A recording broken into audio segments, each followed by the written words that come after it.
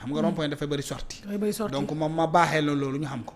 ñii di sàcc ci moto yi du ñu sori rond-point du ñu sori carrefour yi comme ça bu ñu dawee. doo xam fan lañ jaar. d'accord pour ñu mën a disparaître dans la. pour mën a gaaw daal pour ñu mën a disparaître. waaw donc ci ay rond-point ay carrefour ay croisement foofu la ñuy gën di opérer. donc ci zone yooyu nañ ci gën a renforcer caméra de surveillance yi. pour que bu borom moto bi këfee sàcc wala agressé benn jigéen ñu mën a xam fan la jaaree pour ñu mën leen situer. moo gën ñuy topp politiciens yi di wax ci télé wala journalistes wala chroniqueurs yi parce que ñooñu dañuy liggéey. di contribuer ci li nga xam ne moom mooy démocratie réew mi. di wax état du Sénégal rek nañu gën a góorgóorlu aussi ci béykat yi. parce que récolte lañ toll ku wax béykat mooy vente véritablement ñu gën a góorgóorlu ci ñi nga xam ne dañuy jaay seen gerte ak yooyu. yokk prix yi bu baax a baax parce que bu gerte bariwul baax na nga yokk prix yi comme ça nit ñi mën cee jëfandikoo. parce que Sénégal mu ngi traversé ay crises yu bëree bëri. fu mu toll nii donc buñ ci ñu bàyyi leen xel bu baax a baax di la nuyu yow itam di la jaajëfal bu baax. ñu ngi lay fay Cheikh Tidiane Kandé di la kontaane di kontaan ci heure bu nekk rek ñu dina recevoir ci suñu plateau plaisir la ñuy am waxtaan ak yow li nga xam ne moom mooy. ci suñu plateau. suñu plateau xew-xew réew plateau bi ñoo ko moom. di yow rek yaa ko moom. d'accord. voilà. yow ci nga kon bëggoo ko la ci génne. suñu plateau la ñun kat fii lañ kon d'accord kon dama naan ñu lay kontaane ci sa plateau sax laay wax. très bien parce que yow nag vraiment. voilà vraiment loolu xam nga loolu dafa neex. rof yàqul jën da koy safal. ay naan sama suñu plateau. mel ni yow rek yaa ko moom. waaw wala ma woo Jazz léegi laaj ko ndax da ngeen ma cee génne léegi. yow kañ fi mu ne nii yaay combaxtal gi. damay woo Jazz laaj ko nekk Jazz. xanaa ndaw si mu ngi may bëgg génne ci plateau bi. maa lay bëgg génne ci plateau bi noonu. te loolu duma ko nangu. yow kenn du la génne ci plateau bi macha allah yaa ngi defar ba mu baax.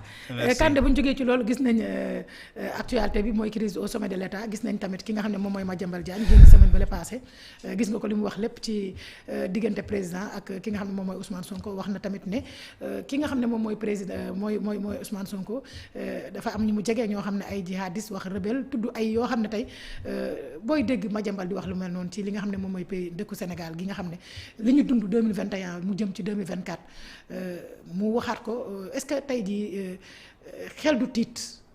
xel lan lay tiit. jar naa tiit de. lan moo fi jar a tiit dëkk bi amul crise. amul crise d'accord. dëkk bi amul benn crise. dëkk bi problème de leadership la am Ousmane Sonko du loolu la wax. waaw wala dafa denc diggante bi. loolu la waxoon de. loolu la waxoon de wala da ngaa weddi Ousmane Sonko.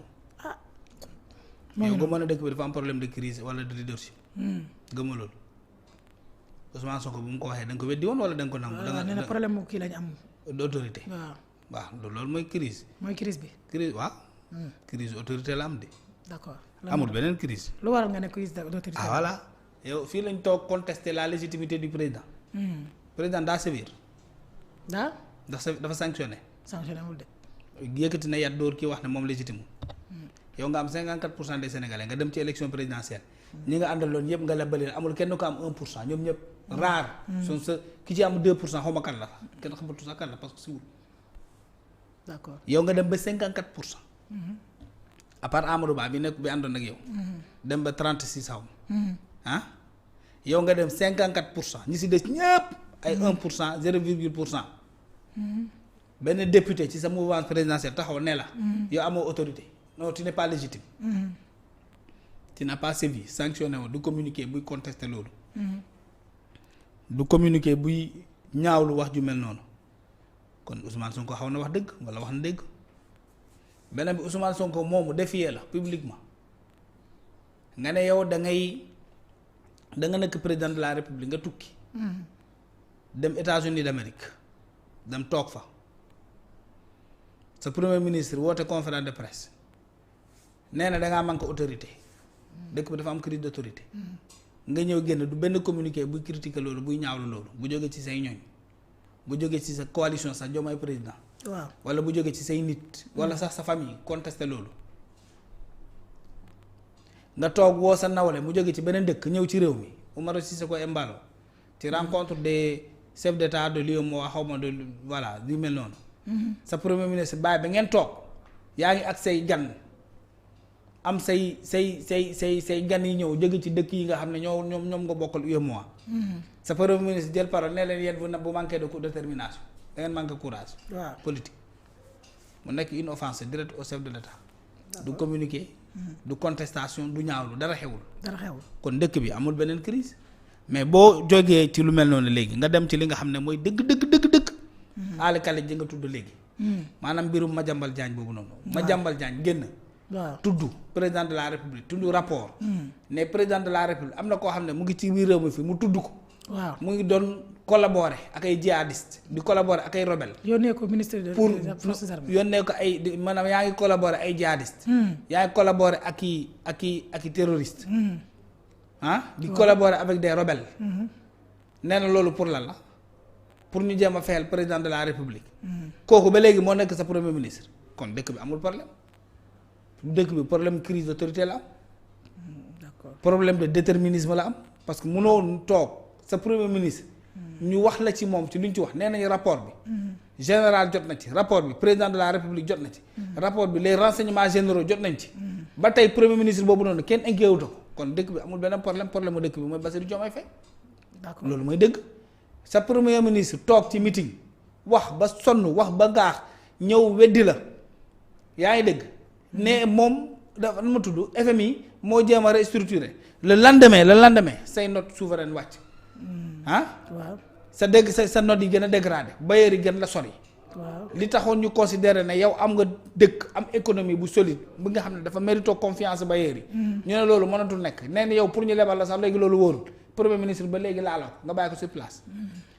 ñu xëy premier ministre andi coow seen diggante seen biir coalition nga wax mu wax leneen mu dégg na yow yaa ngi wàcc def dara mu attaqué la en public devant tous ses militants nga xëyaal encore say note wàcc ba léegi président bi yëngatuwul sanctionné wul kenn waxu ci ñëpp ne ci pataaral mel ni lu ñuy wax du lu garaaw mel ni lu ñuy wax loo xam ne mën na yëngal dëkk bi ainsi de suite ak yeneen ak yeneen.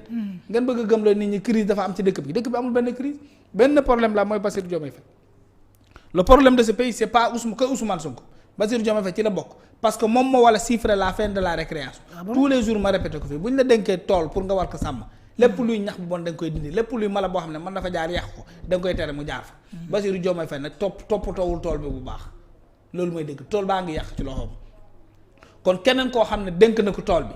kooku bu liggéeyul ki nga xam ne yaay principale personne bu ñu dénk tool yow la ñuy sévir parce que président lañ dénk réew mi kenn dénk ko Ousmane Sonko Bassirou Diomaye Faye lañ ko dénk. moom moo wóolu Ousmane Sonko nekk kaay surveiller ma samay waar samay tool yi ma geeg. ainsi de suite bu dee kooku fonctionné wul tool bi gën a yàqu Bassirou Diomaye Faye du buddi ñax mi bon mi sànni loolu mooy dëgg donc le problème la dëkk bi amul benn problème le seul problème que le Sénégal a c'est Bassirou Diomaye Diakhar Faye parce que c'est lui qui doit siffler la fin de la récréation coow lu bari gi nga xam ne ci dëkk bi ci la dugg Bassirou Diomaye Faye moo ko war a jeexal mais yow nga noppi bu ñu la mën a wéy dafa yaru dafa maandu dafa tey homme d'état loolu mooy homme d'état kay il règle les problèmes étatiques. est-ce que tamit war na boole liggéey ak wax parce que premier ministre bi. waaw lan la liggéey Bassirou Diomaye Faye lan la liggéey. liggéeyul. lan la liggéey wax ma rek benn bu ñu fi ñëwee ba léegi ne ma ñoom Bassirou Diomaye Faye gouvernement bi lii lañ liggéey en toute sincérité en toute honnêteté liggéey boo xam ne askan wi da cee gis boppam. je te repose la question. waaw léegi parce que amul moo tax nga am mal tontu lan la ñu liggéey ñii bu ñu ñëwee 2 ans lu ñu liggéey ban pont lañ fi defar. maam Ngor maa ngi dégg ma naan ban doo daan lañ fi teg ban école lañ fi tabax ban poste de santé lañ fi yokk ban salle de classe lañ dolli salle de classe yi fi amoon ñoom état bi ban infrastructure de haute facture lu mel ni aéronautique aéroportuaire navigation université poste de santé mais l'économie de rente l'économie mais à tous les niveaux à toutes les dimensions. lan lañ fi def ban tali lañ fi xotti wala ban projet sax projet bu ndaw boo xam ne bind nañu ko ñu ne dafay dem dans le cadre de tel et tel et tel et tel. Pêche, agriculture, sécurité nationale, sécurité des frontières, diplomatie, enseignement supérieur, la santé, mais le transport aérien, la sécurité nationale, tout ce qui tourne autour de ce qu'on appelle l'État dans sa globalité, l'État dans sa puissance, l'État dans sa suprématie, l'État dans sa grande dynamique. lan la ñu def fii nga xam ne yow da nga koy teg bët nga gis ko lan jëlal nga jël ko ci napp gi jël ko ci sàmm gi nga dem ko ci mbay mi nga jël ko ci koom bi nga jël ko ci jàng bi nga jël ko ci santé bi ban secteur nga gis ne état bi posé na fi ay jalons yoo xam ne am nañ ci yaakaar nga am pétrole ak gaz lan nañ ma wax lan na nit toog limal ma lu dul ay jàpp nañu ay sàcc ay wàññi nañu fi ay salaire dindi nañu bourse familiale dindi nañu plan Sésame feetuñu seen village yi dindi nañu tout dindi ñoom lu dul dindi supprimer bloqué salaire yi tardé étudiants yi xeex 12 mois de salaire de bourse à part ces trucs là yi nga xam ne jàpp nañ diw sa jàpp sàcc la bàyyi nañu ko amul preuve à part ça tout ce nga jël justice nga tegee ko ne kenn du ko lekk kenn du ko daan li nga xam ne mën na dugg ci suñu biir yi lu dul ay dëgër piir nañu ay jaaykat yoo xam ne ci lañ doon daane seen doole. dëgër pi nga mais defoo dara. donc lu bëree bëri boo ko doon cité lu négatif ngay am te doo am dara lu positif ci nguur gi nañ ñu wax. c'est que nañu waxante dëgg caaxaan bi moo bëri c'est Bassirou Diomaye Faye quand les autres disent que c'est Ousmane Sonko le problème de ce pays. mais c'est Bassirou Diomaye Faye aussi le problème de ce pays. parce que Bassirou Diomaye Faye moo am pouvoir. effacer Ousmane Sonko. Ousmane Sonko amul benn pouvoir effacer Bassirou Diomaye Faye. maanaam Bassirou Diomaye moo doon pouvoir de nomination. mais c'est lui aussi qui a le pouvoir de mettre fin aux postes civils et militaires. mais est-ce que bu ko dindee duñ ne daf ko war parce que déjà commencé bàyyi leen loolu état du wor état amul amitié. madame il faut même pas répéter ça. mais Sonko mooy non arrêtez yéen journalistes yi yéen la presse. c'est vous qui devez arrêter de répéter ça. l'état dans l'état y a pas d'amitié.